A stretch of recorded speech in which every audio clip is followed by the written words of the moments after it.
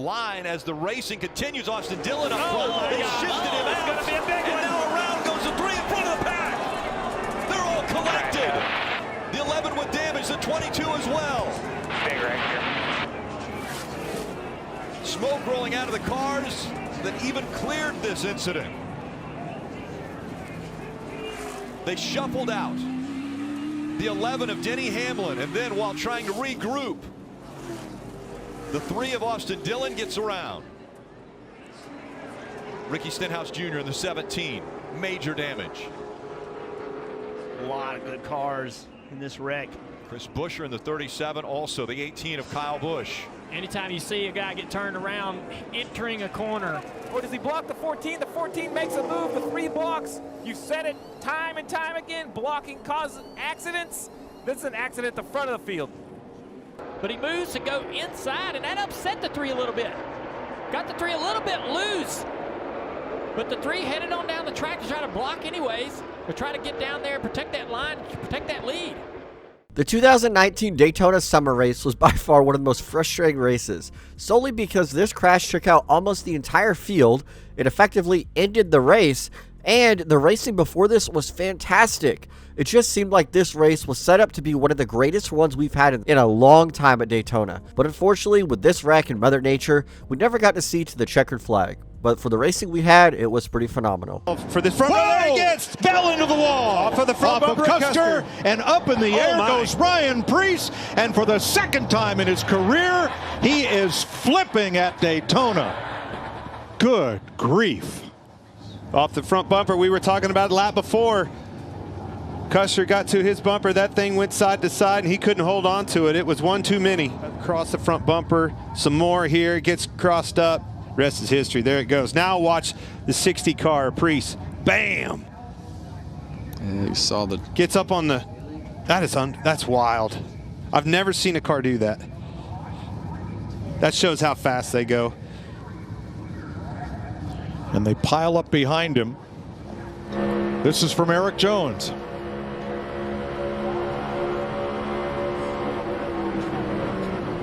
Oh. Whoa. Knock my breath out. Here comes Benson on the bottom. Fuller and Rick Wilson. Fuller. Oh, no. Oh, no. And tumbling goes Randy LaJoie over the hood of the 92 Larry Pearson. There goes the page. Back to the line. And it is Chad Little leading Jimmy Spencer to the line. A horrendous pileup out of turn 4. Right there, the back end starts around. That's classic pull the air off of my spoiler right there. Look at Johnny Benson here. How in the world did he get by this? And Labonte turns around. Oh, Terry. Off of Elton Sawyer, and up goes Randy LaJoie. I didn't even see Terry in that. In 1995 at Talladega, Randy LaJoie would flip, and he would flip coming out of turn number 4, and he would start barrel rolling on his roof. He would slide all the way down the short chute at Talladega, and then land in the grass.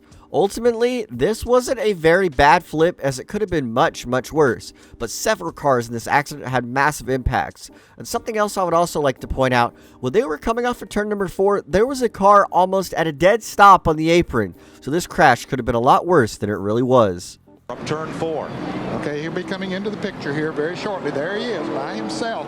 And all at once the car just slides up into the wall. Ned, that looked like a tire was cut down. He never turned the wheel. When he started off the corner, it went directly up. The right front corner would not work. Watch this.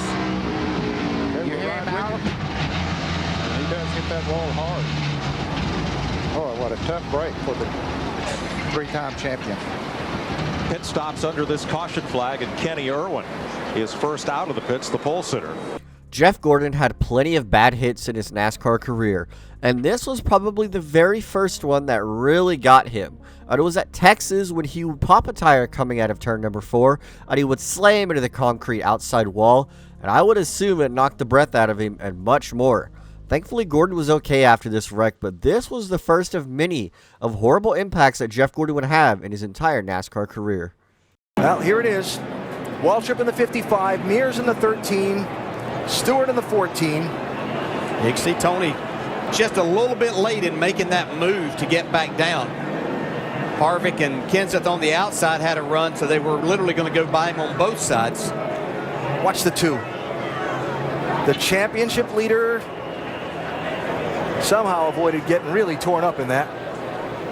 So it looked like Martin Truex was going to get through there. Bobby Labonte caught him right at the end.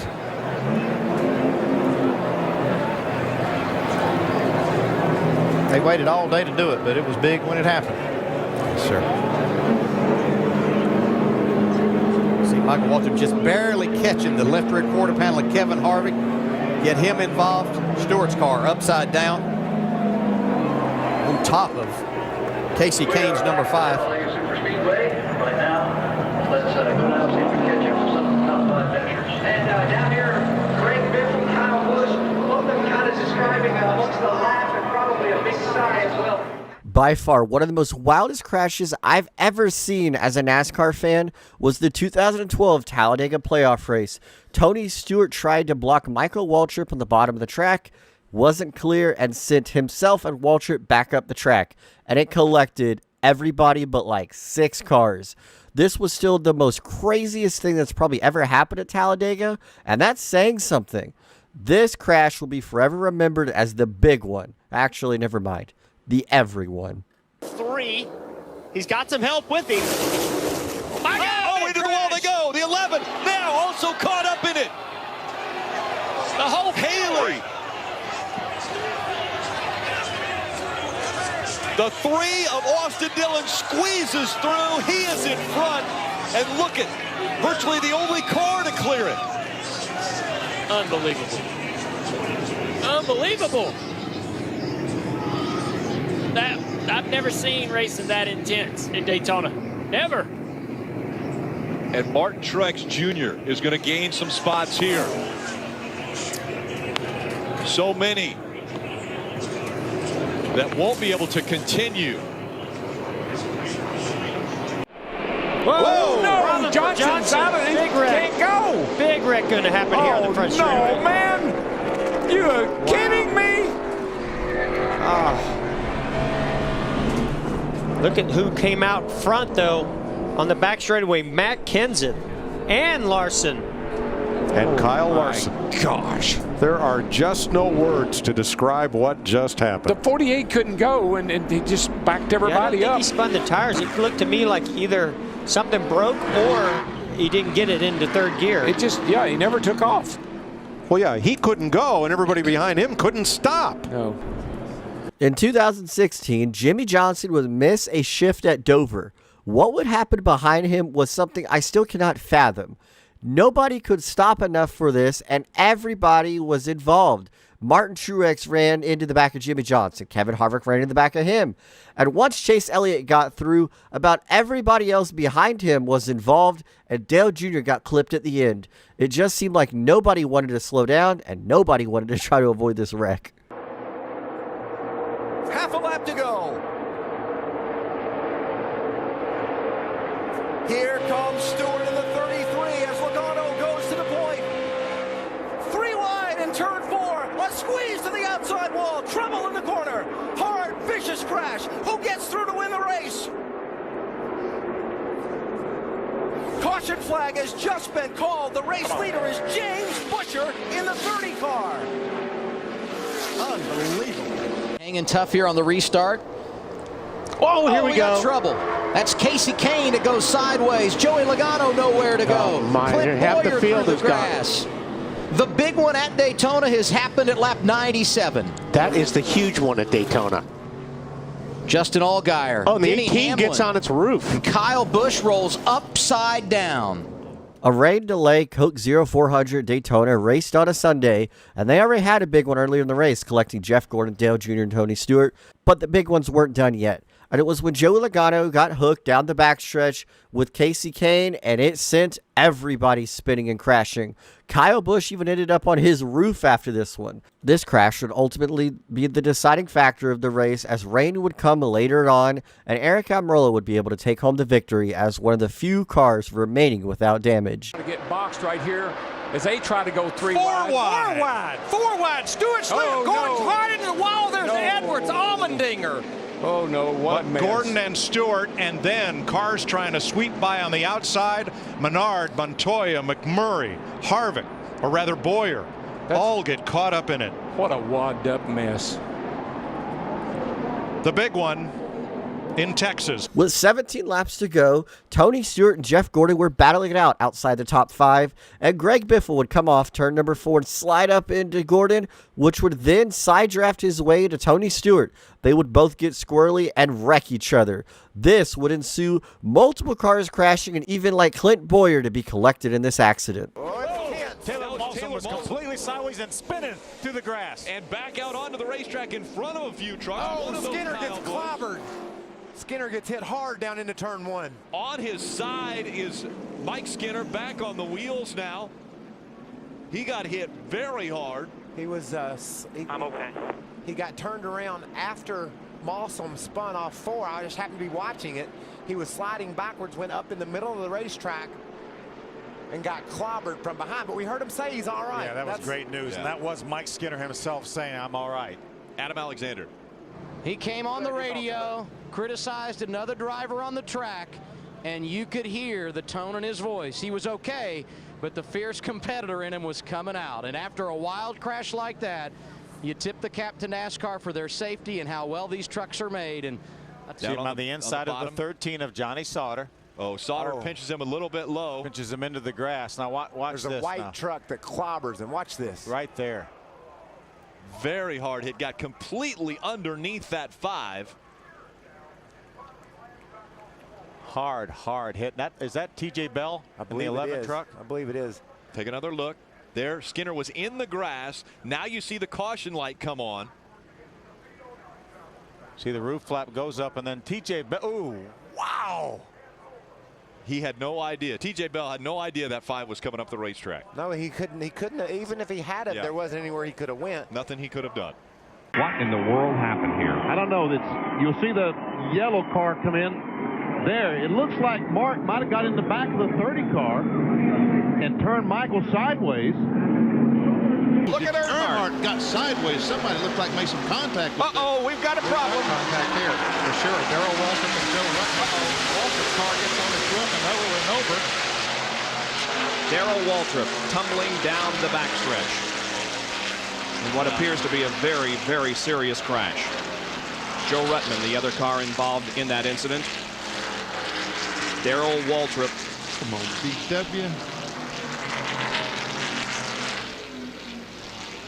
It looked like the car was going to slide through the grass there and be okay, but then I don't know if it crossed some pavement or something that dug in. Yes, and it caught a road over there, and it just. And when the car got slightly in the air, then it just went on over. The air got underneath it, and it began to. I would hate at that time to be a spectator of the grandstands and witness this with my own eyes and think, yeah, I just lost one of my favorite drivers to this accident. But that rarely actually happened with these horrible accidents, and thankfully, Darrell Waltrip was a prime example. He would flip violently in the grass on the backstretch of Daytona in 1991. His car would dig into the grass and just start flipping violently and violently and violently, and there was no stopping it until the inertia stopped on the grass. Waltrip's car would come to rest with very few movements of the car. We all thought the worst, and Waltrip was taken to an infield care center and then transported to a hospital. But thankfully, Waltrip was able to live to tell the tale, and he kept on racing. This was definitely probably one of Darrell Waltrip's worst crashes he's ever had in his entire career, but he does plenty of interviews talking about it, and it has definitely helped involving the safety back in the 90s. Into the final turns. Martin Truex Jr. has never won on a short track. As he comes out of 4, it's a drag race. They wreck behind him. Kyle Busch will win. Yes, sir. Checkered. Big wreck on the front stretch. The 2017 Martinsville playoff race saw Kevin Harvick and Denny Hamlin get wiped across the track and ensue a parking lot past the start-finish line after the race. This was actually Martinsville's first night race, and it ended in dramatic fashion. Tag made. The 7 of Allgaier on the inside. Green. Allgaier's going to win at Martinsville. And they wreck on the front stretch. Big contact. Continue on in Martinsville, let's talk about the 2023 race when Justin Allgaier won after the RCR boys of Austin Hill and Sheldon Creed banged doors and then crashed each other. But that wasn't the big crash. It was coming off of turn number 4 when they were still crashing and created another parking lot just like in 2017. Byron in the wall. Byron missed the corner. Harvick around. They're going to stack up. It's too narrow. There's nowhere for everybody to go. You got to go right. They are all but stopped. There are 7 cars sitting here with nowhere to go. They're trying to back up. It is a traffic jam. It's a traffic jam. Nowhere to go right here. Traffic jam on Jackson Street or Jackson Drive. And so they knew this was going to happen. You hear the fans yelling. The inaugural race at NASCAR for Chicago had to have something big. Rain was already in the area, and it was raining, and it was a horrible situation for NASCAR, but they made the best of it. They put rain tires on and let them go.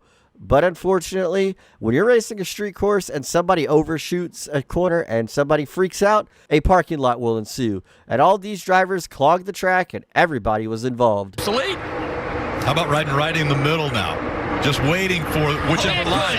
Huge push. And around goes a 2. Too big of a push. He caught the 41. The big one. Logano's caught up in it. Oh, my God. Denny Hamlin. Austin Dillon has damage. Daniel Suarez trying to avoid. Ty Dillon sliding in. A wreck 22 of Joey Logano sitting on the apron. A wreck 2. All the Penske cars right there. The one organization that everybody came here thinking they had the best shot to win. All 3 of their cars wiped out in this accident. Ryan Blaney in the 12, sitting there in the grass. Saw the 2 of Brad Keselowski. A lot of damage. Wow, he's sideways on the wreck. No. Big crash. Back straight away. Crashed. That'll be it. Big wreck going into 3. I mean, look at them. They're wrecking everywhere. I think they made it to the overtime line. Now NASCAR will have to look at video to determine whether the leader was at the overtime line or not before the caution. So many good cars. We're having great days here, all wadded up in the 3rd turn. Allmendinger destroyed. Dillon against the turn 3 wall. Watch Ty Dillon. He gets loose. Then a little bit of contact between he and his teammate Ryan Newman.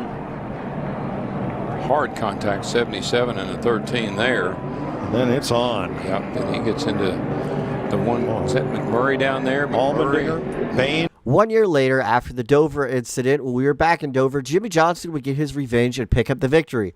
But the way he picked it up was because Ty Dillon would get spun on the backstretch, collecting everybody in the field, it seemed like. Eric Jones, AJ Allmendinger were plowed into it, Trevor Bayne, and there were still cars that were not braking.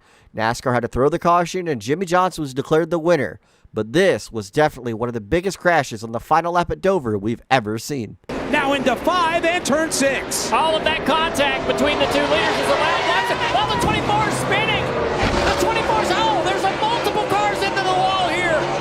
There must be oil or some kind of fluid down on the racetrack right there in turn. We got more cars coming in. William Byron is reporting that the curb came up. He hit the curb in the 24. Then the care center. Oh! Ryan Newman came down and everybody behind piles up. I saw a lot of rear tire spin on that restart. I think a lot of guys were struggling with grip. In Knoxville. Chandler Smith did his job. And there's the big pile up. Oh, this is going to be ugly. That's going to bring out the caution again. Oh, boy, they're just piling. The 2021 Truck Series race at Knoxville saw one of the most hilarious crashes I've ever seen. There's not a lot to break down here, but just it's hard to stop on dirt. And when you put inexperienced drivers on dirt like you have in the Truck Series, you know chaos will happen. And that is exactly what happened when multiple trucks just kept sliding and plowing into one another, trying to slow down. Trouble. Hey, Greg. Here's the big one. Man. Well, there goes half the field. Sure does. And it's Ryan Newman leading them around. Oh, Jimmy Johnson's Johnson. hopes in his final Daytona 500. That was a really late block from Chase Elliott. I think fortunate to get away with that. How about Alex Bowman in the 88? He gets a shove. He's going to go sideways right in front of the pack. The 48 caught up, and the 9 is caught up. The caution has come out. He got a big shove right into the front of the pack. The 42 of Kyle Larson, he is there. The 11 is caught up. And flames coming out from underneath the 48 of Jimmy Johnson. Ernie Irvan, Ricky Rutt, Kyle Petty, Earnhardt, the front four, as they continue to try to sort this race out. Caution. Yellow is back on the track. We got a major crash through the tri-oval. Car on fire coming to the line right here in front of us. It's Ted Musgrave's car, front and rear. And Bonnet's car is also involved in the incident. Wow, his car got upside down. Into the catch fence went the Neil Bonnet, car number 31. From inside of Bonnet's car.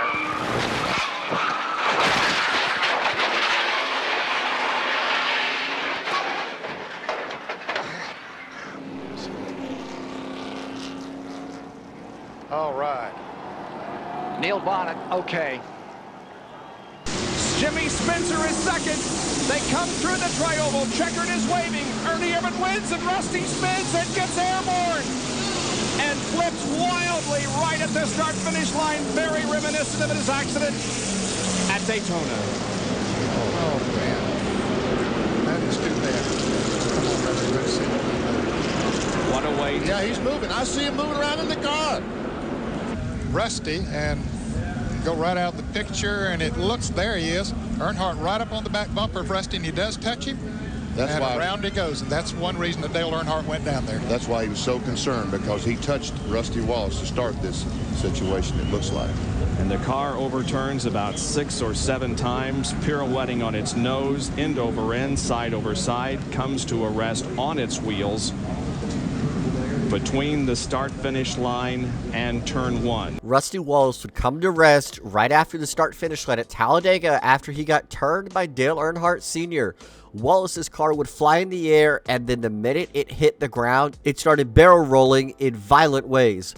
Wallace's car would come to rest on its wheels, and in the following lap after the race was over, Dale Sr. would be one of the first guys at Rusty Wallace's window to offer any support he could to the safety workers. He knew how violent this crash was, and he probably felt really bad.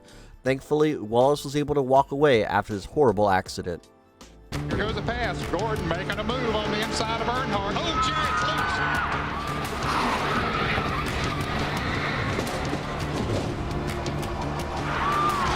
Down the back straightaway. Big trouble. Earnhardt out. And for the 19th time, Lady Luck deals a bad hand to Earnhardt.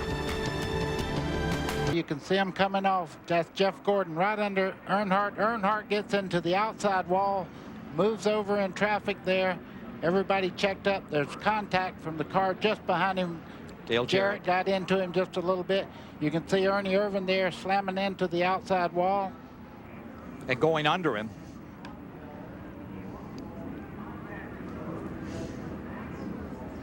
The way Dale Earnhardt Sr. could lose Daytona 500 in his career was second to none.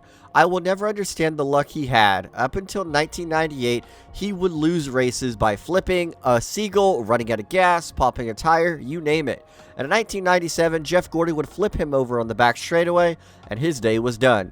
Or so we thought.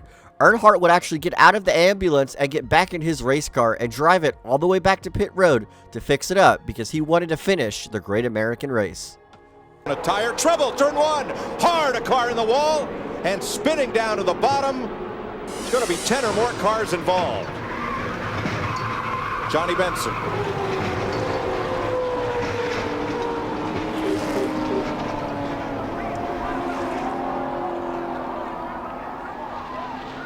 Lap 4.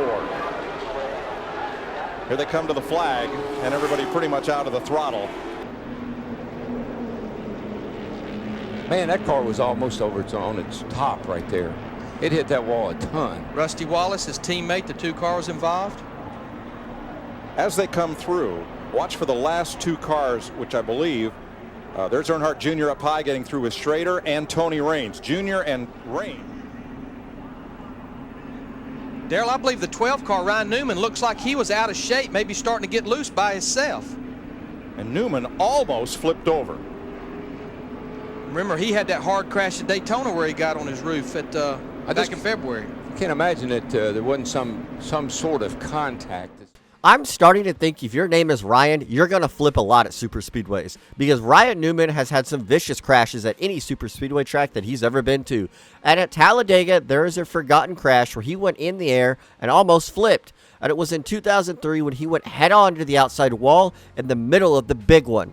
Newman's car went on its side and in the air, but was able to come back down across the racetrack, but it was in front of the entire pack that he still got collected in and T-boned by the 4 car and the 02 car. This was by far one of the most vicious crashes that Ryan Newman ever had in his career. Yeah, he's got to get to the top. The top's going to have the biggest energy here. 21's going to come with a huge shove. They are 2 and 3 wide behind him. Crossover, Here he that's comes. Austin Hill in the 21. Big crash, up and over. Caution is out. That's Myatt Snider.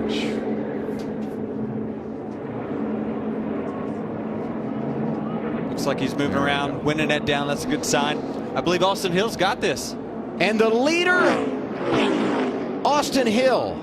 But keep this in mind. We freeze the field when the caution comes out on the final lap, so NASCAR will have to review. In 2022, Myatt Snider kicked off the Xfinity Series in the air that landed in the catch fence, ripping the back of his car apart and flying the engine out and putting it on the racetrack.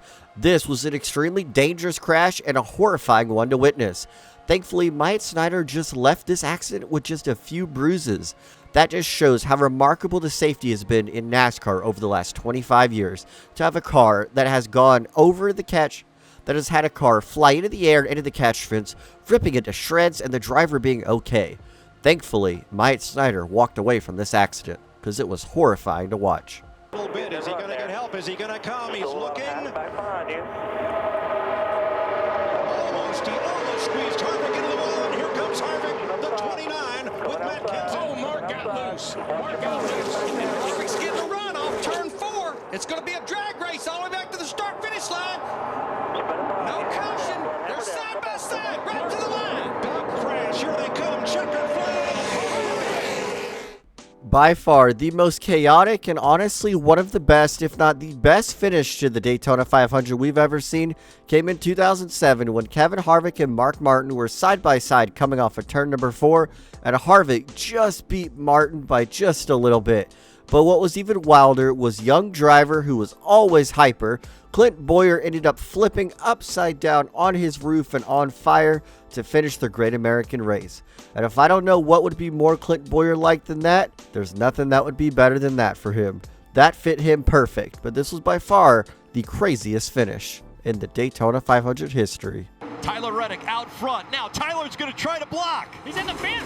Up into the wall he goes. The 18 also in the wall. Eric Jones gets caught up in it as well. The big one does happen. The 47, Ricky Stenhouse Jr., McDowell. Austin Dillon caught up in this. That's Ryan Newman in the 6. Kurt Busch in the 1.